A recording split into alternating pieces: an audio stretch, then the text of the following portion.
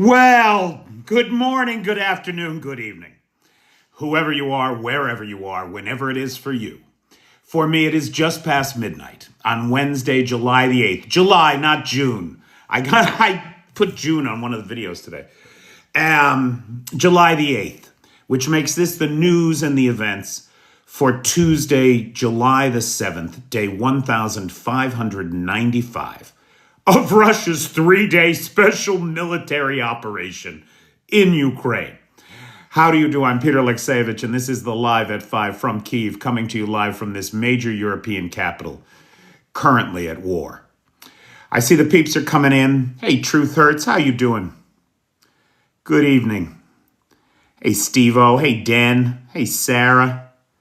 Hey, Casey. What's up, Sarah? Hey, Jan. Hey, Alice. I hope everybody's doing great, too. There's our buddy Nightshade. How you doing, Nightshade? Quite a day, huh, buddy? Hey, Sarah. Hey, Carl. Maria Holm, good evening. How do you do? Anthony, Tommy, Tom, you are not wrong. There's fire in the hole. Russia is on fire. Russia is on fire from the Black Sea to the Caspian Sea to Western Siberia. It is burning. And rightfully so. Rightfully so. Hey, CH. Hey, Debbie. Hey, Benny Johansson. How you doing, Courtney Davis? Wesley Van Hennigan. What a great name. Hey, Jackie. Hey, Calvin. Hallelujah. Thank you, Jesus, and pass the ammunition. Maddie Wright, good evening. There's our Maddie. Hey, Guard. Hey, Guard, how you doing, buddy? Van, my man. How you living, brother? Evening super user. Hey, Tiggo. McNally is here. Hey, McNally. Good day, mate. How you doing, Dan? Miss Carmichael, good evening. There's Miss Lola. How you doing, Miss Lola? Hey, Casper. Hey, Ian. It would be hard to be much better, I'll tell you. It would really be difficult to be much better. Hey, Stu. Hey, Nev. How's everybody doing? There's Bernard. There's Paul. Paul, be nice to Feisty tonight if she's here. She has not been feeling well. So let's go easy. Hey, Lil Red. Hey, Dino. Dudes and dudettes. Long time since I heard that. Hey, Jan. Why do we have to stop at day 40? You know, Mick, it's funny you say that because I think I know why. I really do. I think I know why. And it just occurred to me right before the live. And so literally 5 minutes ago, everything I was going to say for the next hour got reframed with what I believe is the answer to your question. Why 40 days?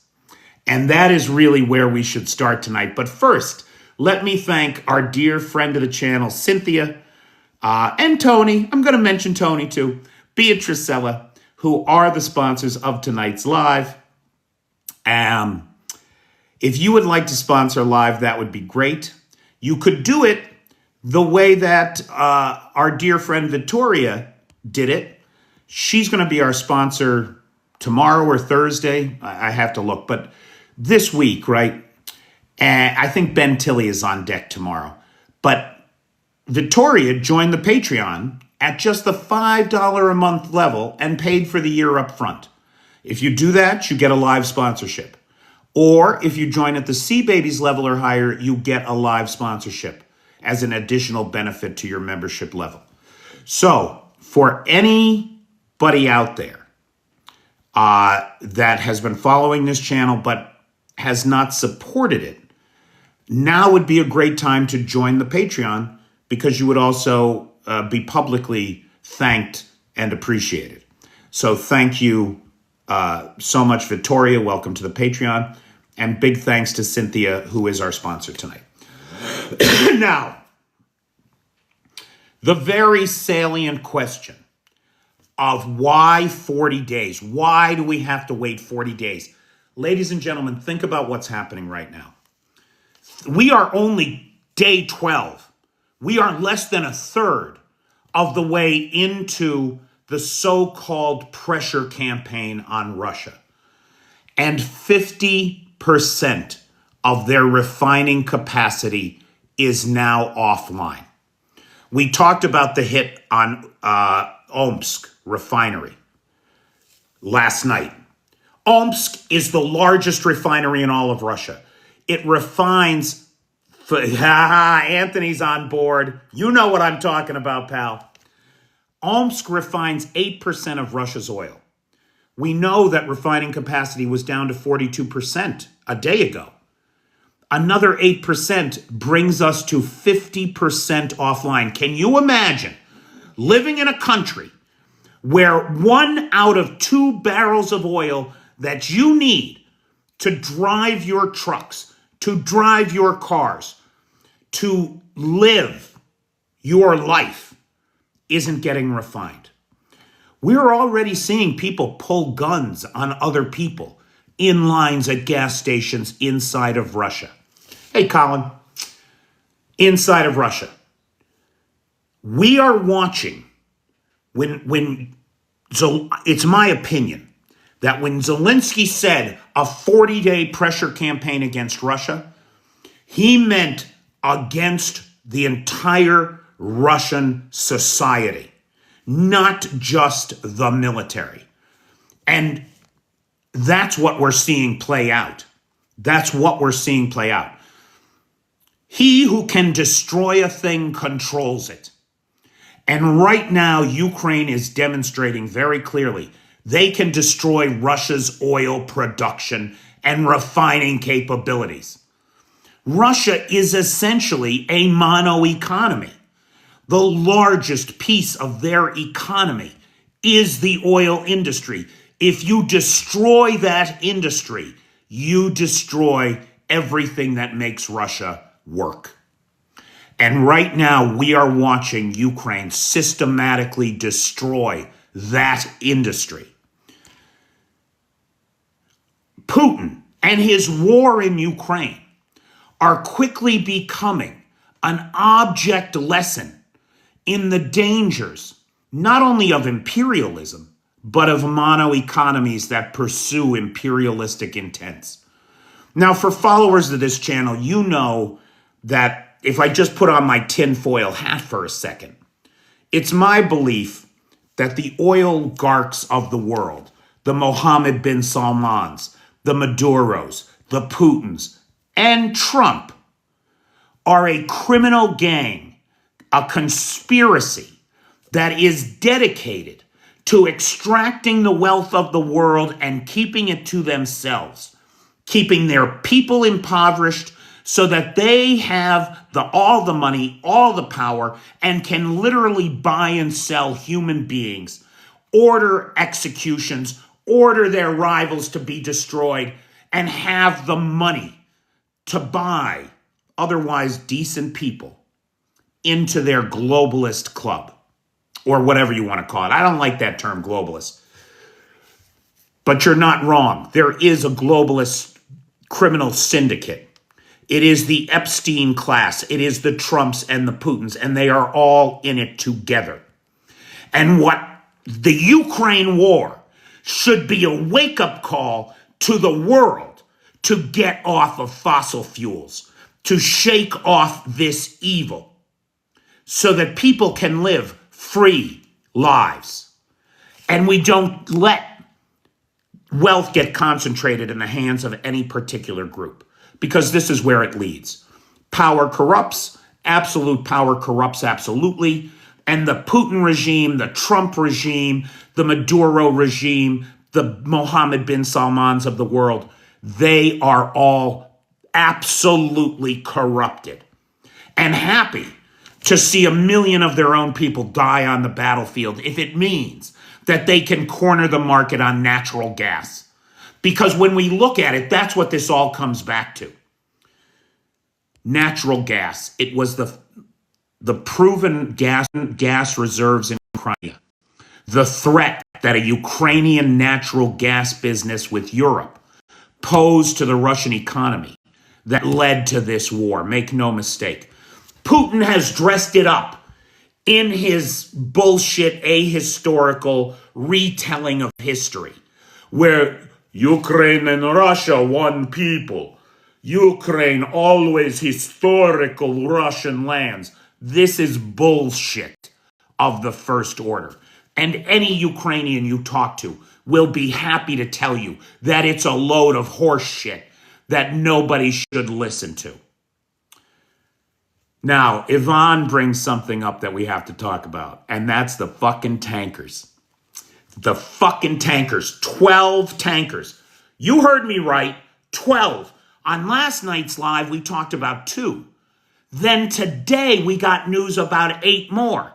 That's 10. Now, just tonight, just a couple hours ago, we got news about another 2. In 36 hours, the Ukrainians... Sorry, I just want to show this idiot to the door. That's enough of you. Okay. The Ukrainians just... So look, the 40-day pressure campaign. Initially, I thought it was all about Crimea, about the siege of Crimea.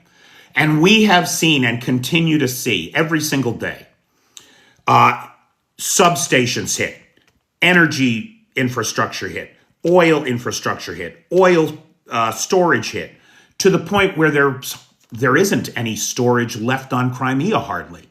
I mean, don't get me wrong, there is some. But compared to what it was, there isn't storage on Crimea to feed a population of 2.4 million people anymore. There just isn't. And so the Russians, in their desperation, got a bunch of Shadow Fleet tankers and Russian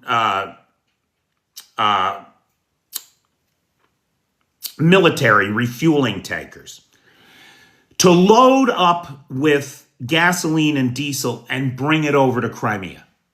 The only thing is, the eyes in the sky saw them. And the logistics lockdown doesn't just apply to Crimea. It applies to the Sea of Azov. It applies to the ports on the Sea of Azov. And so what the Ukrainians did was they blowed them all up. They blowed up all 12 tankers. Every one of those tankers carried 7,000 metric tons of fuel. That's 84,000 metric tons of fuel. Depending on whether it was gasoline or diesel, that's somewhere between 630 and 714,000 barrels of fuel. That's enough fuel for a population of 2.4 million people for some time. That would have been a real relief. It's all burned. It's all burned. Now, it's unclear whether or not... Now, each one of these boats, according to... what's his name? Mikhail Shilterman. Mikhail Shilterman. He's an Israeli guy who grew up in the Soviet Union, TV mogul, commentator, and he's the chief strategist for an organization that's interested in rule of law and accountability in the world. So he's a good source. According to him, there was a platoon of machine gunners on every one of these ships. So 20 to 50 guys there to shoot down drones in the event that the tankers were attacked. They failed. Every one of those platoons is dead.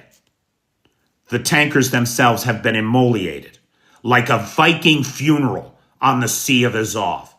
And the fuel is gone with them.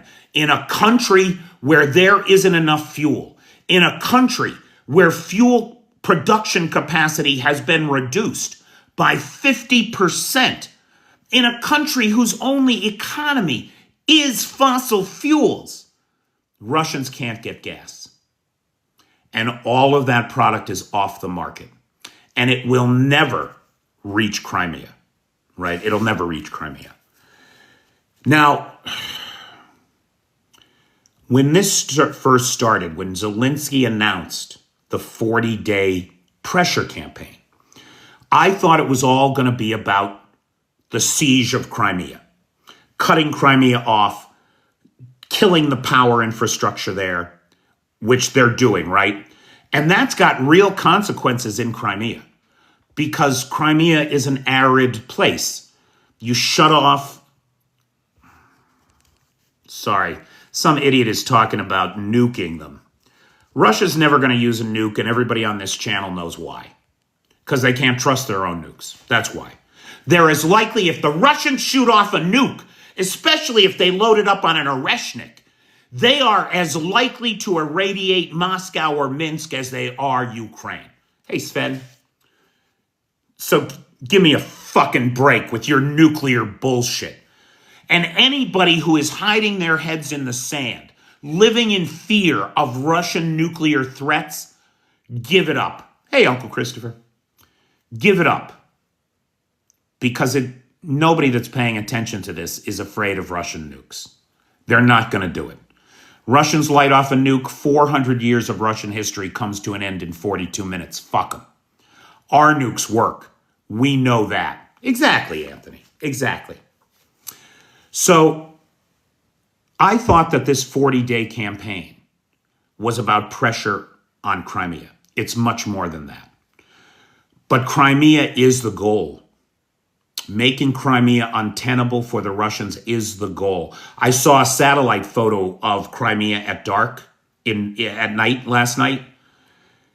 It's pitch black. It's like looking at North Korea. The power is out, the water is out, the gas is out, the cooking gas, like for your stove, natural gas, is out. The peninsula is rapidly becoming an island under siege. Food is running out, right? We're day 12. We're almost 2 weeks into this. Food deliveries are limited to what can be brought across the Kerch Bridge. We're day 12 of the 40-day pressure campaign, and look at how this is going. It's only going to get worse. Why 40 days was the question that was asked at the beginning. And I believe that it's because at the end of that 40 days, the Kerch Bridge comes down. I absolutely now believe that. That's why 40 days.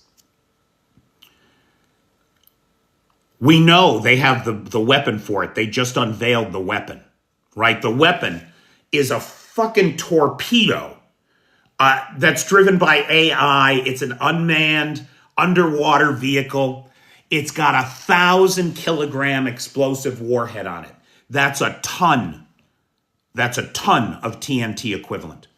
You slam that into the supports under the Kerch Bridge comes down. I am now absolutely convinced that why it's 40 days is because at the end of it, the Kerch Bridge will come down. You know, you figure if 10,000 people leave the island every day, that would take 100 days for 1 million people to leave. Ukraine needs 1 million people to leave Crimea. That's what they need. They need 800,000 Russian colonists that moved in after Crimea was taken illegally. And it is very important to remember that every single Russian in Crimea is there illegally. I don't know that it's supposed to be a secret, and maybe I'm wrong, right? Maybe I'm just wrong. But I think that's what's going to happen. It makes sense. They're creating the conditions under which people want to leave. Who wants to stay there? You go to the store. You have a grocery list. The grocer tells you, oh, your list is no good here. You can have 500 grams of this. You can have 500 grams of that. Everything is rationed now. And this is all there is. And forget about bread, dairy, eggs, fresh produce. Everything that is perishable in its nature is sitting in warehouses rotting because the guys don't have diesel for the trucks to make the deliveries. Now, of course, that's an exaggeration, right? But it's happening in some places. And it's only going to get worse. Every day that every trucker in Russia can only go 500 kilometers instead of 700, things aren't getting delivered. And tomorrow they may only be able to go 300 because the refineries are all offline. And more of them will be offline. 9 out of 10 of the largest Russian refineries are within easy reach of Ukraine's drones.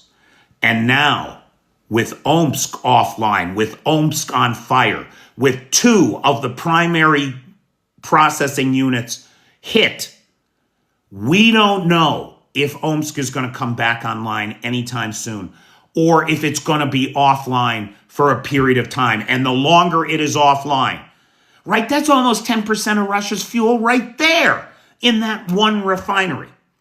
And they put it out there in Western Siberia, 3,000 kilometers from Ukraine, in the middle of nowhere, because that's how the Russians do things. After World War II or during World War II, they moved much of their industrial base way out east of the Urals so that it was safe. It was protected. It was too far away from the Germans to get to hit. Now, it's within range. It's absolutely within range of the FP-1 drones.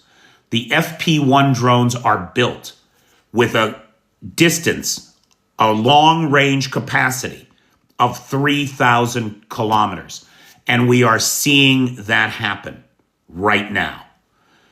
Don't forget, the flamingos have a 3,000-kilometer range too. The problem with them is they're too easy to shoot down. That's the problem with them. But I think we're going to see flamingos flying again soon, because clearly the Ukrainians have solved the precision problems. We've seen precision long-range strikes with flamingos now travel into Russia and hit their targets. And not just hit their targets. In the case of the Volgograd plant, which is 700 kilometers from Ukraine, the flamingos, if you look at the plant, which has lots of buildings, lots of workshops, there are 2 very precise hits on 2 buildings, and then a third workshop where it appears that the missile intersected the workshop, like at the foundation, like at the base. Now, we don't know if that was intentional, if it was supposed to go through the roof like the others, but these, for 700 kilometers, for what was basically a dummy missile, the precision is extraordinary. They're not pink. They're not pink. They're pink in testing, right? You, as I understand these things, you paint them a bright color when they're in testing, so that when you go out to the testing range and you blow it up, you can find the debris and you can analyze how it works. Like, how good is it working? Are we getting the response from it, etc. Right? So that's why. We don't know what those yachts are. Oh, wait, I think we do know. So Putin's 2 yachts, the Graceful and the Victoria, have recently left port and are being escorted by Russian warships, one through the Baltic, one through the Black Sea. And we think they're being relocated to Murmansk. So way the hell up on the Barents Sea, up near the Arctic Circle. Now, we don't know why. We don't know if there's something on those ships. You know, if they're filled with boxes of cash or diamonds and gold, or if his kids are on them and he's trying to get his kids to safety. We don't know. Or if he's just trying to stash his yachts so that they don't get hit by the Ukrainians. But Putin's yachts are not of any interest to the Ukrainians. You know why? Because the only thing that interests the Ukrainians is degrading Russia's ability to keep murdering Ukrainians. That's the only thing the Ukrainians are trying to do, is defend themselves from a ruthless, genocidal dictator hell-bent on the erasure of an entire people, culture, and language from history. Because that's what Putin is trying to do in Ukraine. Make no mistake. Hey, Bjor, where is his main residence? His main residence these days appears to be a bunker in Krasnodar Krai. He appears to be living his life in a series of bunkers. I think you're right, Seawolf. I don't believe that Putin will ever be able to use his yachts again. I don't think he will ever be able to use his yachts again. That man will never have another moment's peace in his life. His short, soon to be living in agonizing pain life. I hope. Okay. Okay, questions, because I saw a bunch of questions there, which I couldn't focus on. I wanted to get through that because I think the bridge revelation is a real thing. And I do think we're going to see the Kerch Bridge come down at the end of this, at the end of the 40 days.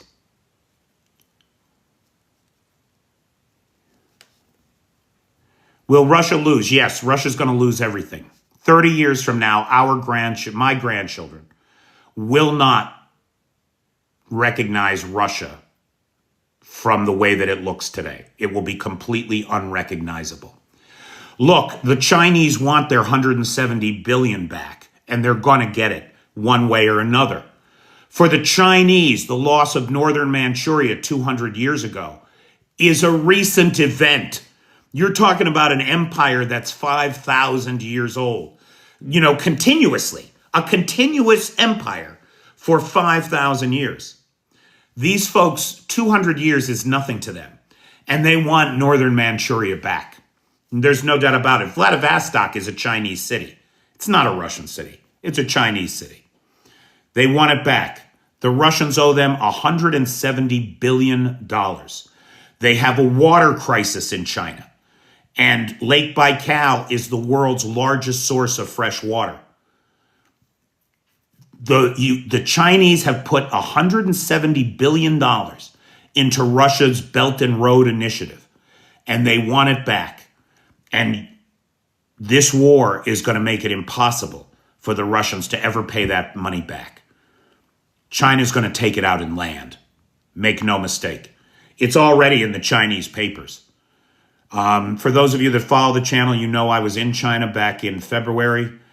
I talked to a bunch of people, and in the papers, they're already talking about China taking Russian land as repayment for the money Russia owes them.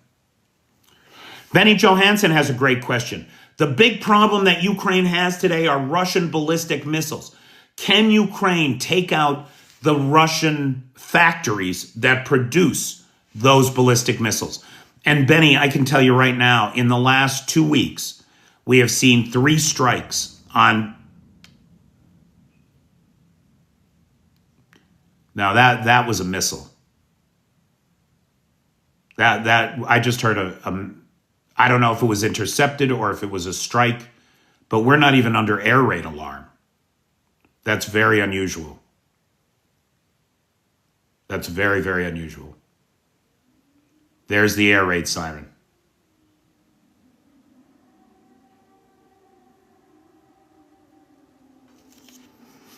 Okay.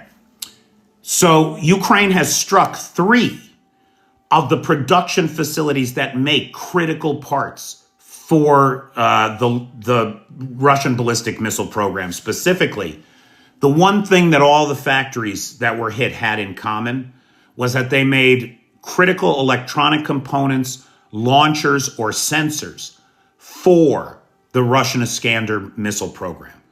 And it's the Iskander missile program that is so dangerous to Ukraine. I want to highlight, everybody, that is very unusual for a missile to come in without an attack, without a siren going, which can only mean one thing. It's a ballistic missile. The ballistic missiles are very fast moving. From the launch time in Bryansk, using a mobile launcher, and Iskander missile makes it to Kyiv in about 3 to 4 minutes. So I'm sure that I was right when I say that that was a missile hit just now. You might hear some booms and cracks in the background, because if there's one, there's going to be more. And Russia has promised to do everything they can to level Ukraine. Zelensky is in Ankara today for the NATO summit, and he is expected to petition the governments there for Patriot interceptors to defend against exactly the kind of threat that I just heard.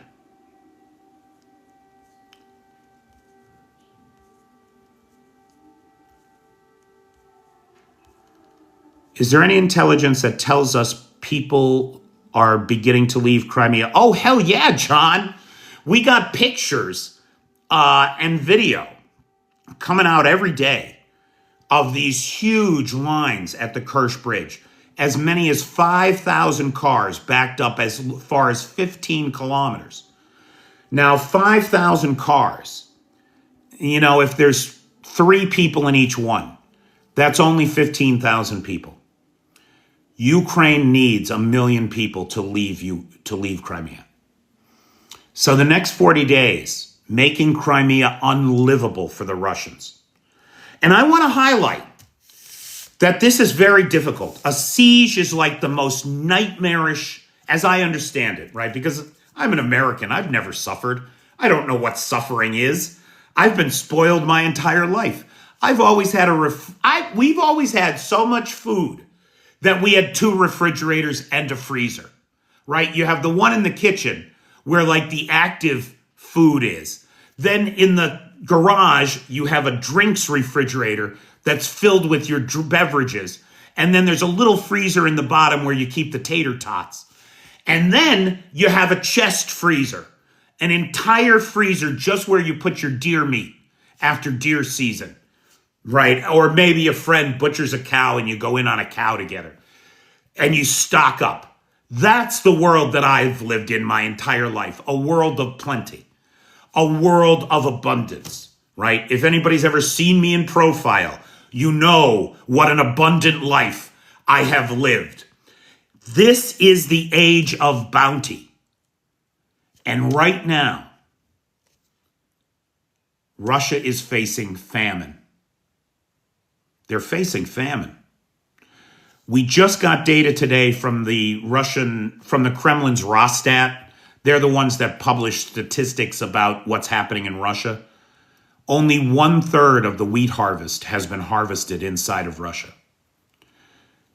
You have Moscow, a city of 13 million people, that absolutely depends on food deliveries every day. We're watching perishable goods, eggs, bread, meat, fish disappear from store shelves and grain rotting in the fields.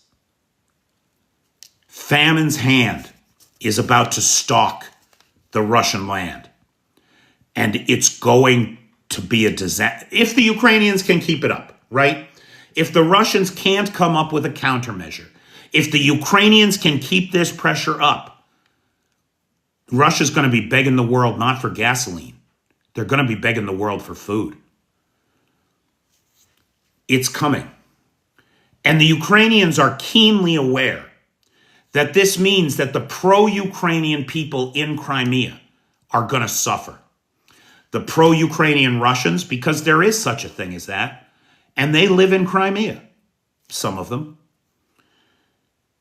The Ukrainians in Crimea that were always pro-Russian, or pro-Ukrainian rather, that have not left Crimea because they couldn't, their health did not allow it, or they're poor, and so their finances didn't allow it, or they had land there because their families have been there for so long and they wouldn't give up their land. to Russian colonizers, because that's what happened to everybody who left Crimea. Their apartments were sold, their houses were sold to the Russian invaders at pennies on the dollar. Every Russian that came into Crimea since 2014 took advantage of the situation and illegally acquired Ukrainian property. They are illegally occupying Crimea. For now. The pressure campaign makes Crimea untenable for them, and we know that they are leaving by the tens of thousands every day, every single day. And that's a good start.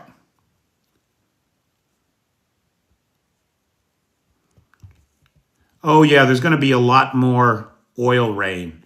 There's Victoria. Hey, Victoria, thanks so much for joining the Patreon.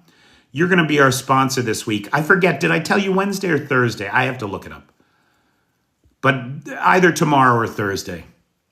Den says that there's another flight of 300 Angry Birds looking for a roost. Right? So it's not just Kyiv that's under attack. Russia's under attack.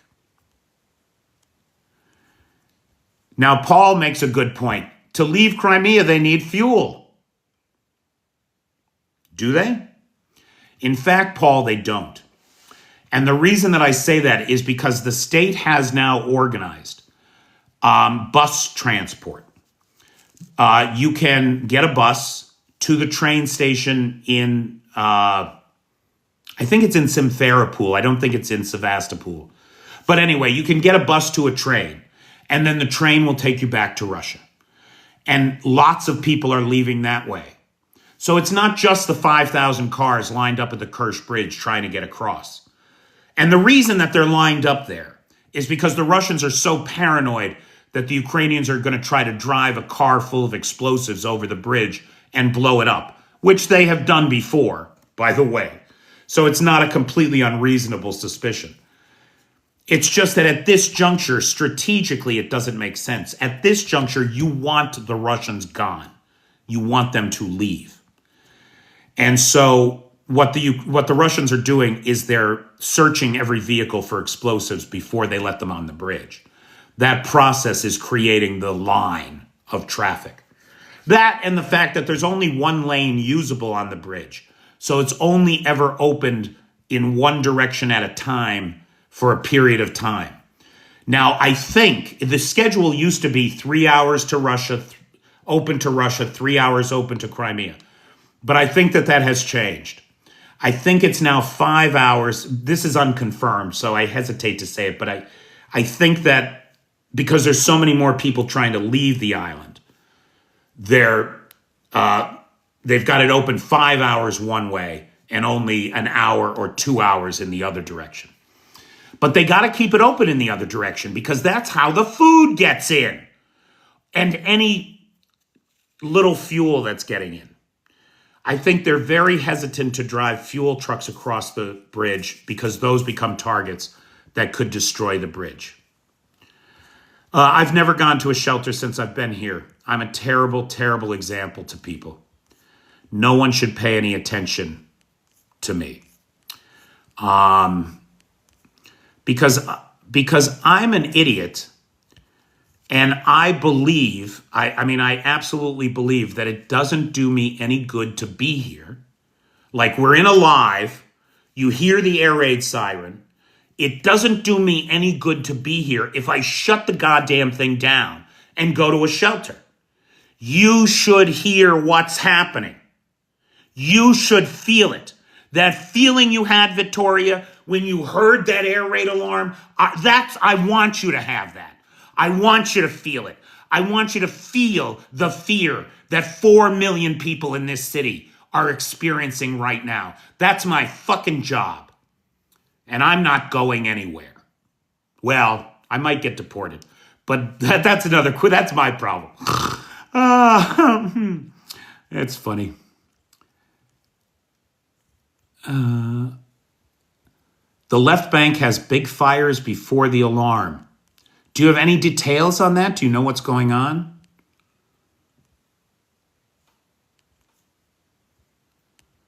Drivers steal gas from parked cars directly from gas tanks. Oh yeah, siphoning is back in a big way. Hey, McNally.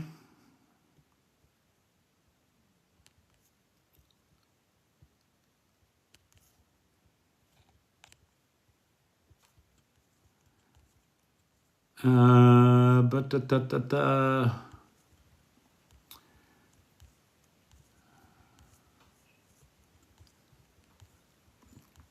what happens after the 40 days? John, I think they're going to take down the Kerch Bridge.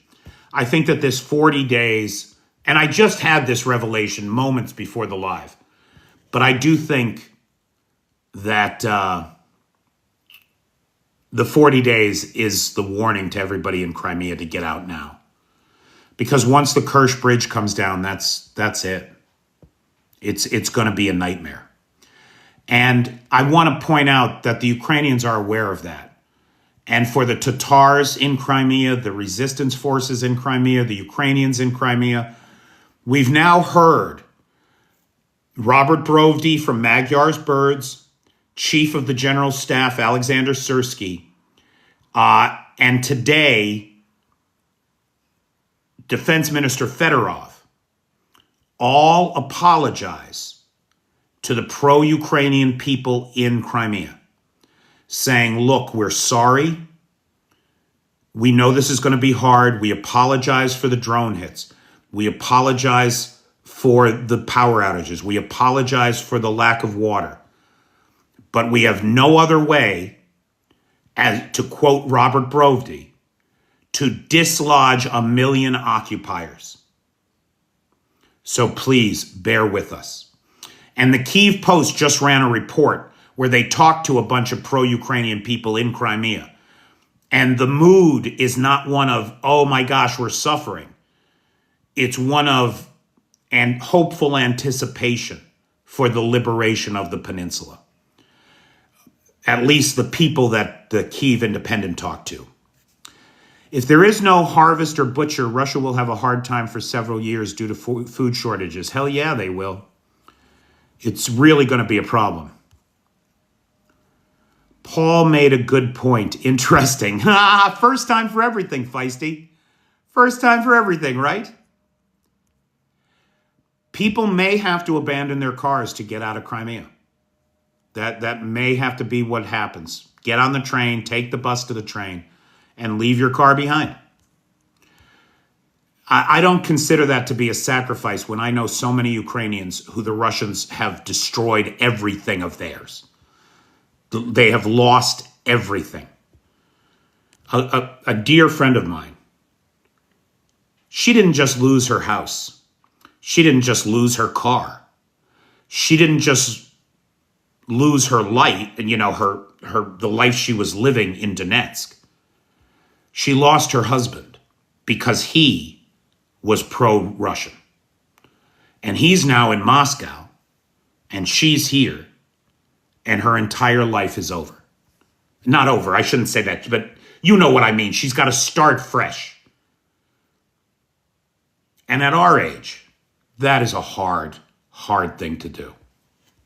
Very hard thing to do. And her story is hardly unique. Her story is so common. I have one friend, she was living in Crimea in 2014. The Russians came in, she lost her apartment. She's one of the people that the Russians stole an apartment from and sold to other Russians for themselves, right? Then she moves, she goes back home to Bakhmut, gets an apartment in Bakhmut. Full-scale invasion comes in 2022. There is no more Bakhmut. The town she grew up in is gone. The apartment she had is gone. She lost everything twice. First in the invasion of Crimea, then in the full-scale invasion. So I have no sympathy for any Russian that has to leave their fucking car behind to save their worthless ass and get themselves out of Crimea. Paul makes us feisty. Quick, get a pen. Write this shit down. Paul just made a second good point. A second, two in one night. Amazing, Paul. You're impressing the shit out of all of us. How to siphon a fuel tank is a top search result in Russia. Dude, that's not the only one. The number of Google and Yandex searches in Moscow and Petersburg for when will the war end is up like 3,000% right now.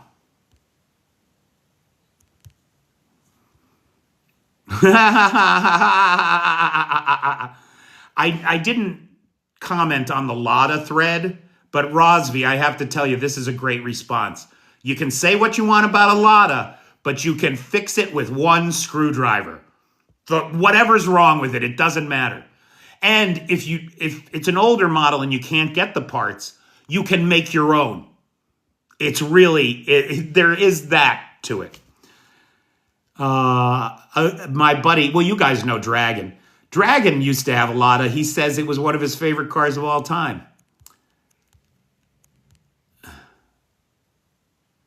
I am as safe as anybody in this country. I'm well, Ann. How are you? Is Europe missing the chance to go help Ukraine finish Russia? Yes. Yes. They have been from the beginning. Why is Putin not trying to make a deal to save face? He can't. He put himself in a corner. He painted himself in a corner that he can't escape from. This is why we can have no sympathy for these fucking people. They have created this. The damage is self-inflicted. They did it to themselves. Putin wrote into the Russian Constitution that all of Luhansk, Zaporizhia, Crimea, Kherson, and Donetsk are Russian before he captured them. He doesn't control all that territory, but he wrote it into the Constitution that that's Russian territory. Territory that no Russian soldier has set foot on. Until he captures, he thought he could he gave up on the idea, right? This was about a year and a half into the war. He gave up on the idea that he was going to get all of Ukraine. So then he wrote into the Russian Constitution what he was sure in his mind he could quickly accomplish. And he has failed. Completely failed. And now, first what happened was, back in December, the fronts really stopped moving completely. After the capture of Pokrovsk, there have been no real gains for the Russians on the ground. And then very slowly, the advances continued to slow even further until finally, 4 months ago, for 2 months running, the Russians had zero net gains. They didn't advance at all.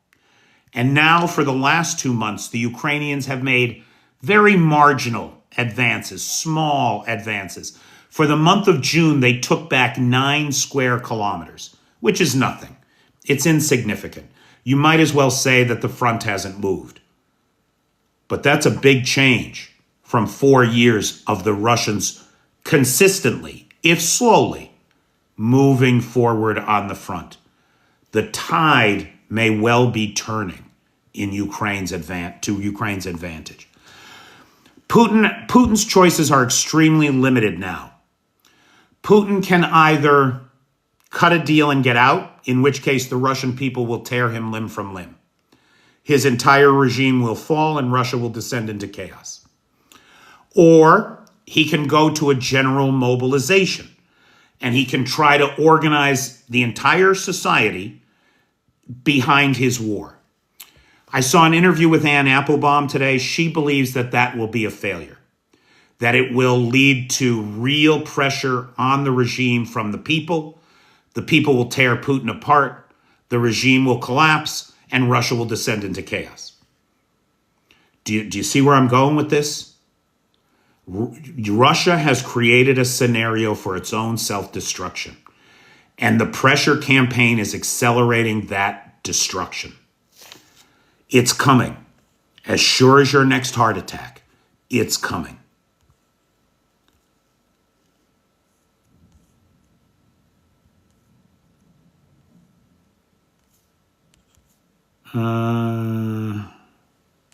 Or he can fall off a balcony. He has certainly lost the plot. You guys want to hear air defense? Hold on, I'll open the window. I can hear them.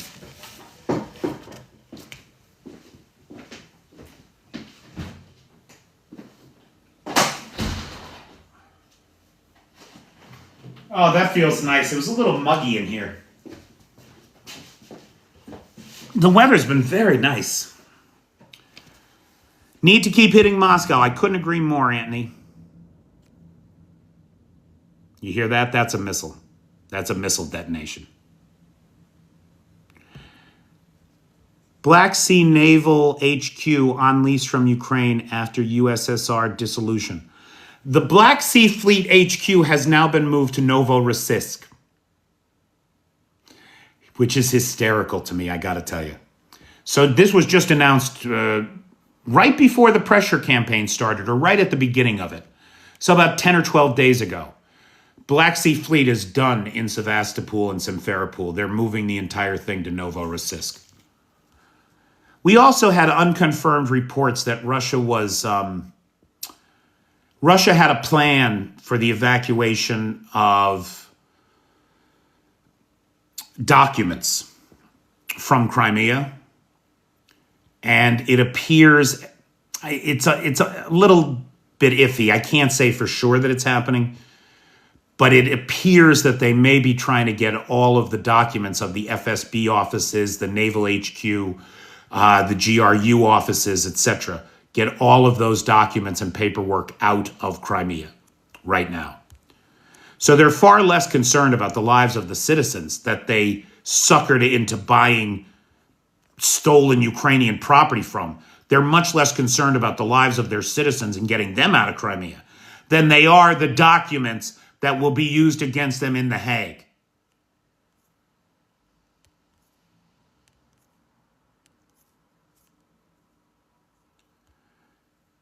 Putin is dead. It's a double, and that is hidden away. You might not be wrong, guy. We don't know. Lukashenko seems to have gone silent. Lukashenko, now, I didn't want to say that he had backed down, but Budanov said it today. Now, if Budanov thinks that Lukashenko has backed down, that he's not going to join the war, he sees the writing on the wall, he understands his life and his regime will be over if he does, then he's backed down. Now, if Budanov says that Uncle Luka has backed off and is not going to join the war, I believe him. What will happen to Putin's body parts? Will it be a collection of items? I don't know. They may pulp him and sell him as souvenirs. Hey, Clive. Could Putin and his henchmen try to leave, hence the yachts? Maybe, Truth Hurts. Maybe Putin's on one of those yachts and he left his body doubles in the Kremlin. Who knows? We don't know. What will the Russian government do when Putin finally skedaddles, throw him under the bus to save face? The Russian people are going to tear Vladimir Putin apart, and he knows it. He knows it. You know. Okay. Oh, gosh, we only have 4 minutes left. Holy cow, that went fast. Okay. Big thanks to Cynthia, who is the sponsor of this live. Big thanks to Lars, who has the Discord server. And Lars won't be around much these days because he's in the Philippines. He's on a different time schedule completely right now. So I don't expect to see a lot of him. But safe travels to Lars if you're watching this on the YouTube, pal. So big thanks to Lars, who has the Discord server, Nightshade, who has the Peter's Peeps group on the Book of Faces, and of course to the best moderator team on the Tickety Talk. I didn't put the new list in order. Let's see, alphabetically, it would be Feisty, Guard, Maddie, Pete, Terry, Travis, and Tycho. Guys, you know what? I might have to just go say thank the moderators. Thank the moderators. But big thanks to everybody who tuned in for this live and who contributed to this conversation. I don't have a sponsor for Friday. If anybody can sponsor a live, that would be great. If you've been watching this channel and you've never joined the Patreon, please do. You can get a free account. Or right now, if you join at the $5 a month level but pay for the year up front, I think with the discount, it comes to $50. You get a live sponsorship like Victoria did this week. Thank you, Victoria. Or join at the Sea Babies level or higher. And not only will you get a live sponsorship, you will get a video dedication every month as well. Hey, Colin. So final thoughts, questions, comments. Look, the reality is, as I have been saying for like an idiot, shouting into the void of the internet every day for the last 3 years and 3 months, Russia will not survive this. Now, when the end will come for Russia is not during the war. The 1905 Russian Revolution led to dramatic political change inside of Russia, which eventually led to the 1917 Bolshevik Revolution after World War I. And that's when political change came to Russia. After the Afghan War, the USSR fell.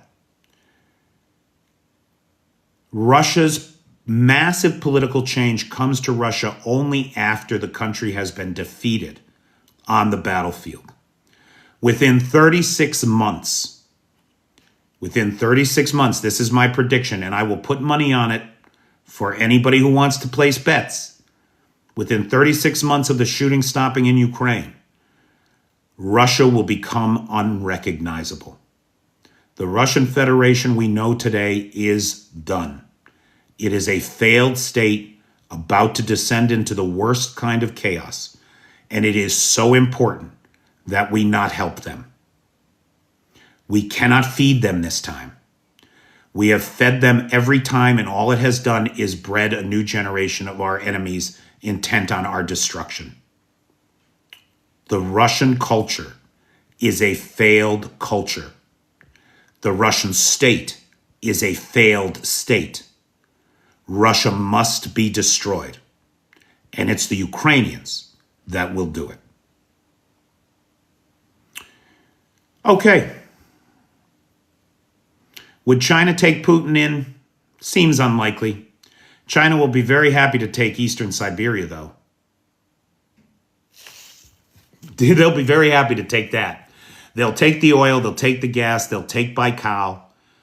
And Russia will split into many parts. Russia is many parts. Russia is a whole bunch of conquered peoples that have been held together by an iron fist of tyranny. Those peoples are about to be liberated from it and given the chance for their own self-determination. That's the future. And hopefully, for the rest of the world, we see that fossil fuels are a poison. They're a political poison. They're not just an environmental poison that's destroying the world. They are a political poison that concentrates wealth in the hands of a few, and we got to get off them. We got to end our dependency on fossil fuels, or the Mohammed bin Salmans, the Maduros, the Bashir al-Assads, the Putins will continue to do this to the rest of us. Fuck that noise. Let's grow the fuck up. Yeah, I can see Putin having a retirement plan at Mar-a-Lago. The only thing is, I'm still hopeful that the United States is going to wake up and imprison the Tangerine Palpatine and his criminal gang before they do to the United States what Vladimir Putin has done to Russia. Bob, I wouldn't worry about Putin attacking Poland. That's not really a thing. They can't do any kind of meaningful attack because they don't have the resources. It would be insane. Like, can you imagine Russia trying to do a ground invasion of Poland? My God, the Poles would take that Geneva checklist and just go down it one at a time to the Russians. I'm not worried about an attack on Poland. What I am worried about is something clever, about the Russians doing something clever that the West is paralyzed by and doesn't know how to respond. That would and creates fractures in the Western alliance. That's my concern. No word on that, Nicola. I think there's probably a lot of talking going on right now. So Ukraine has very clearly offered to Moldova to go into Transnistria and clean out the Russians there, end the Russian problem for Transnistria once and for all. And all Moldova has to do is ask. My guess is that Moldova is talking to its Romanian counterparts, trying to determine what the best course of action there is. And from Moldova's perspective, because Moldova's not a strong country, they have a lot of Russian influence there. The Russians could still cause a lot of problems for them. Moldova's best choice for itself is probably not to get involved kinetically and to wait for Russia to fall. Clive, I would edit that comment a little bit. I would simply say Zelensky is a leader. Trump is no leader. Trump is not a leader. Trump is a parasite. And I still don't know how he won that election. There's a bunch of conspiracy theorists saying that he didn't. And if that's true, there are no Russian cities in the Baltics. That's not a thing. There may be Russian cities in Latvia where the majority of the colonizers from the USSR are transplanted Russians.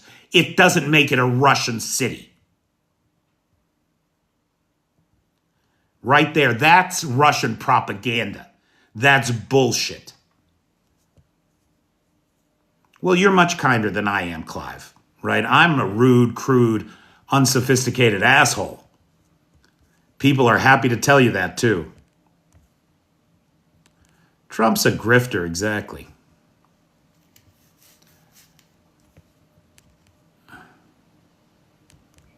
Yeah.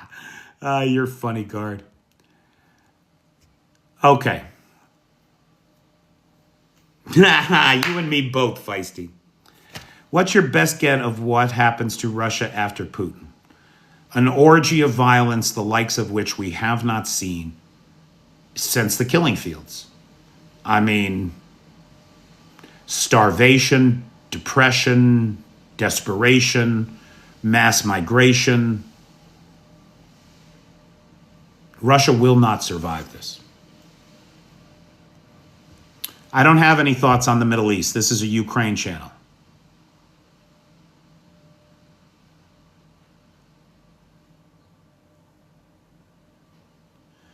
You got it, Seawolf. Thanks, buddy. Give my best to the nutmegger. Warehouse on fire. Who gets the nukes? That is a great question. User telephone number. And the answer to that question is,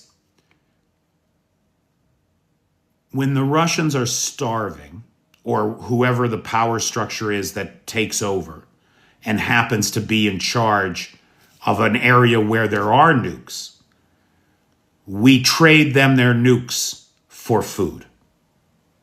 For food, for trade agreements, for humanitarian aid, medicine, whatever it is they need. You give up your nukes, we'll save your people. In my opinion, that is the negotiating position that the West should start to imagine itself being in. Because that right there, that is a solution. Now, look, Seawolf, the whole UN charter, the whole UN has to be torn down and rebuilt because it is not designed for the world we live in. Russia shouldn't even have that Security Council seat. They stole that Security Council seat when the USSR fell. There were 14, 15 countries in the USSR. Why did Russia get the seat? Ukraine has as much of a claim on that seat as Russia did. So, yeah, getting Russia off the Security Council is part of it. Meh. We need a new version of of the UN. The UN does a lot of good, don't get me wrong, especially their research projects and their medical projects. But we need something different for the 21st century. The model is a deeply entrenched in the mid 20th century, and it simply does not hold. Bunch of hits in Kyiv. Yeah, well, we heard them.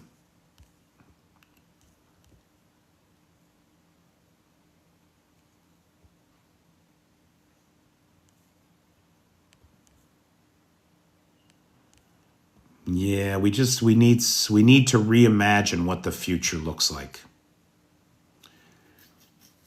And part of that reimagining is getting ourselves off fossil fuels. Okay, again, big thanks to Cynthia, who is the sponsor of tonight's live. Big thanks to Lars with the Discord server, Nightshade with the Peters Peeps group, and of course, the best moderator team on the Tickety Talk. Thank you all so very much. Make it a great day and have a pleasant tomorrow. Take care.